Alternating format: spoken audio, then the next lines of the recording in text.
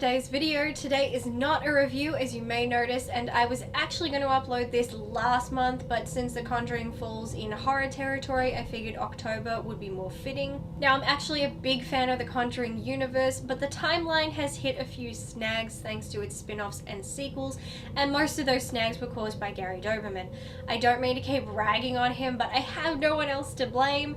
Now, I know people have done videos talking about what moment in time each film takes place in, and this is kind of similar, but what I'm doing is I'm going to point out how certain films or moments in them mess up the timeline. Now, I can't discuss these films in chronological order because their order is not 100% correct, so I'm going to go movie by movie in order of their release date, so I hope you can follow along with me. I will also be providing receipts so you guys don't think I'm entirely insane. First on the chopping block is The Conjuring, which kickstarts the whole universe. I want to focus on three key moments because those moments are relevant in future films. The film opens with the Warrens investigating the Annabelle case. As you can see from the lower third that they put in the film, that case takes place in 1968. Feel free to write this down. This is factually accurate also with the real case. Next in the film, the Warrens work on the Perron family case, which again, thanks to the film, we know takes place in 1971. Pretty clear cut so far. Now, there is one particular scene where we see the Warrens lecturing a group at a college, and there they play footage of an exorcism they did. This exorcism takes place also in 1971, with Ed later discussing the case, saying it occurred a couple months prior to the Perron case, and thanks to the scene where Ed says the date for his tape recordings, we know they start working with the Perron family in November of that year. So far everything is simple and makes sense. Now on to the next film where things start to go haywire. Next is Annabelle. Annabelle again opens with the same opening scene from The Conjuring where the Warrens are working on the Annabelle case, so we know it's in 1968. The film after the opening title tells us the events of the film occur 1 year prior to that case, making this film set in 1967. Now, considering everyone is wearing very 60s fashion, that makes sense. It's also a prequel/origin story, so again it makes sense to take place prior to the nurse case. However, Wikipedia and even the Conjuring Universe wiki claim the film takes place in 1970, which makes no sense, and the film never technically says this, but I found out why people think that and why they have chosen to ignore the fact it's a prequel and says 1 year earlier. After Annabelle Higgins attacks her parents and her neighbors, the film flashes as some newspaper clippings discussing the crime, and wouldn't you know it, if you pause, the newspaper date says October 1970. This is incorrect. The film actually takes place in 1967, not 1970. Next, we have The Conjuring 2. This film opens up with the Warrens investigating the Amityville case. Date on the screen tells us this event takes place in 1976. After this, the film moves on to focus on the Enfield case and the Hodgson family. The film again tells us that these events are taking place in 1977. Again, straightforward. During one scene, Lorraine tells Ed about the vision she had that made her hide away, the one that is depicted during the Warrens' lecture in the first film. Lorraine states this vision was 7 years ago, which now would suggest that exorcism took place in 1970, not 1971, so this becomes confusing. Next film is Annabelle Creation. This film has the most accurate timeline in the terms of the Annabelle films. I feel like this was due to Sandberg coming and trying his best to right the ship.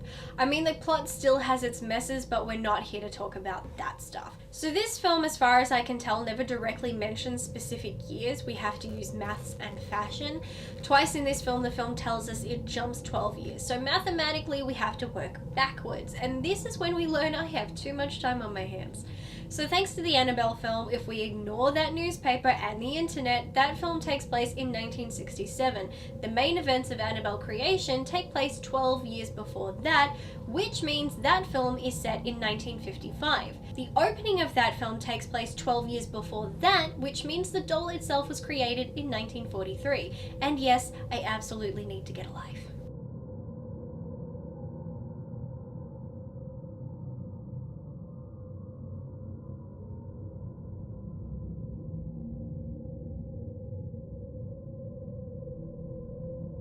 Next up, up we have The Nun, and this is when things start to implode.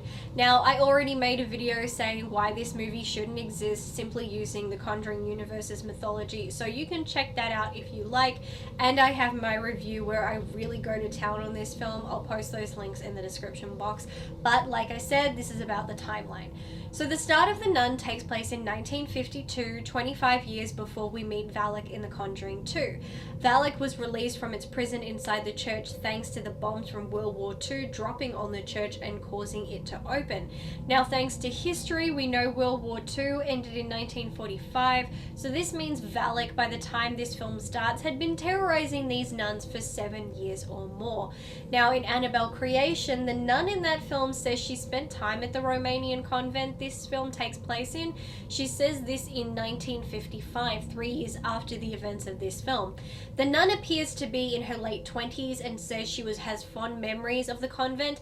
Now, if she was to have fond memories and not know about Valak or the terror the nuns faced, that would mean she would have had to be at the convent prior to the war, so before 1939 roughly.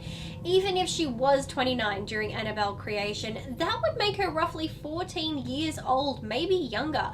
But thanks to the photo we see in Annabelle Creation, she was roughly the same age while at the convent as she was in Creation, yet she didn't recognize Valak in the photo and appears to have no knowledge of the events that should have transpired while she was living there.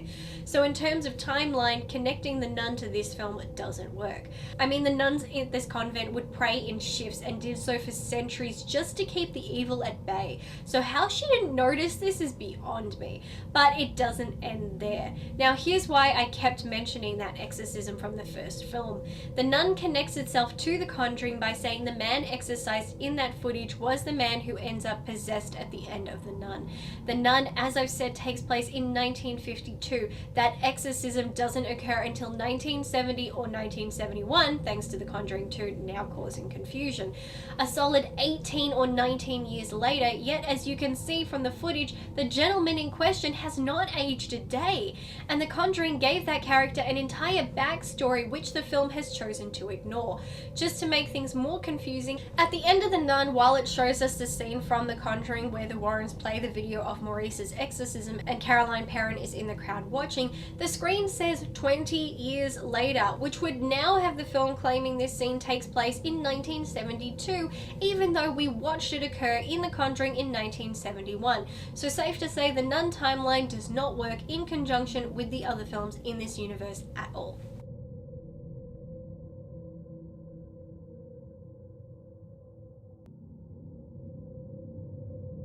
Next, we have The Curse of La Llorona. La la la la Llorona. Admit it, you totally say La Llorona in the tone of My Sharona. We all do it. We're all guilty of it. Anyway, this film doesn't attempt to tie itself into the other films too much, so it gives itself more wiggle room, which is good. The start of the film shows us a scene that takes place in 1637 Mexico, and then moves on to show us the events of the film take place not only in Los Angeles, but in 1973. This film features the same priest who appears in Annabelle, and he does hint at his experience with the Annabelle doll, and since that took place 6 years earlier, everything technically adds up, so good job, La Llorona. La la la la Llorona. That brings us to Annabelle Comes Home, which has almost as many errors as The Nun. The film again opens with the Warrens dealing with the Annabelle case and talking with the nurses, so we know this is in 1968. Despite Wikipedia and wikis saying the film jumps 4 years after this scene, the words printed on the screen in the film clearly state the events of the film only take place 1 year later, which makes it 1969. However, Judy, who in reality should be 19 as she was born in 1950, but in the films they've made her younger, so when we meet her in The Conjuring in 1971, she is about 9 years old. So in this film she should be about 7, but instead she's gotten older instead of younger. Oh dear.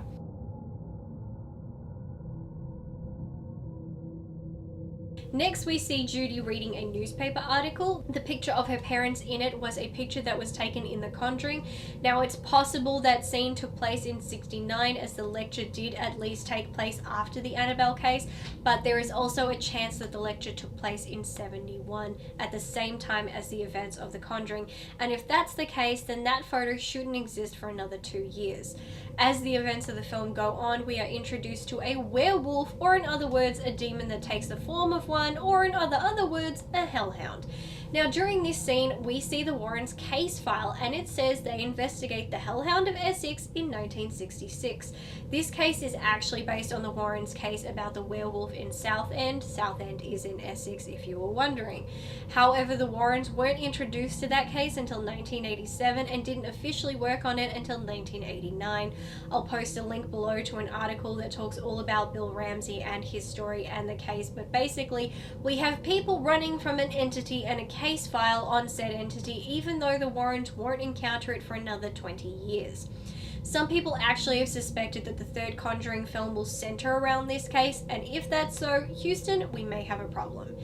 Then there's the cursed bride's dress. Judy says it's a case that her parents recently worked on. These are the words she says. But again, you can see in this picture of the case file box, it says the case was investigated and dated in 1963, which is definitely not recent.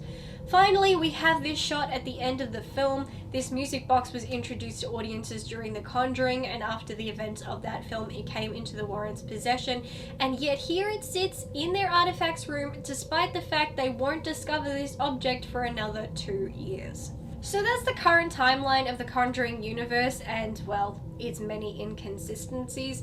We have more films coming, so they might tie in well or they might go poorly, only time will tell. I do love these films, and I do think that the latest Annabelle has better visual quality and acting than has occurred in previous Annabelle films. I feel in that regard the Annabelle films have improved with each installment, but in terms of continuity and the timeline, Creation is the only one to actually try to bring it all together. But overall, these Annabelle films in terms of story are not great and just bug me on how removed from the real story they are, which is a shame. But I'm still going to watch more films in this universe, and for all I know, there are more errors I haven't spotted. If there's one I've missed, then by all means let me know, but now I'm going to go and relax because I'm happy I got that all out of my system. If they ever stop making these films, I'll do a ranking of them, but I can tell you now, The Nun is coming dead last, with Annabelle Comes Home following close behind. But anyway, as always, thank you to my wonderful patrons. I have to go and watch more movies now, and until next time, bye.